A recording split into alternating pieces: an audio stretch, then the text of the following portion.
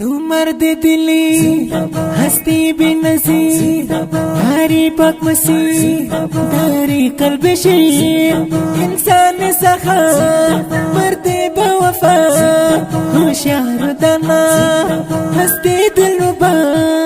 الحق وجوه مخان فاتح مرد الميدان نازل من بغيرتك كهرمان جنان تو مرد اخلاقی زي فادوس داشتني داري طرفداران زيادة اشنا مولا جو مخا قولي يرغما توي لك انسان توي هم شير بدخشان فاتح مولا جو مخا قولي يرغما توي لك انسان توي هم شير بدخشان فاتح امير ميان هست كل ريحان امير جوان مرد قهرمان هست مرد وطن دوست هم امير دلسوس داري طرفداران زيادة اشنا تو مرد دلی هستی بی‌نظیر داری پاک مسیح داری قلب شیر انسان سخا مرد بوفا ہوشیار دانا هستی دلربا الحق وجوه مخان فاتح مرد الميدان نازل من بغيرتك قهرمان جنان تو مرد اخلاقی زي فادوس داشتني داري طرفداران زيادة اشنا امير کشوری مرد دلاوری توی باهنر از همه بالا بهتر رهبرم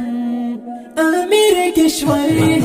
مرد دلاوری توی باهنر از همه بالا بهتر رهبرم مرد با ایمان توی قدردان باشی جاودان تو نور چشمان عبدالباسط کاروان فدای چون من داری طرفداران زیادة اشنا تو مرد دلی هستی بی‌نظیر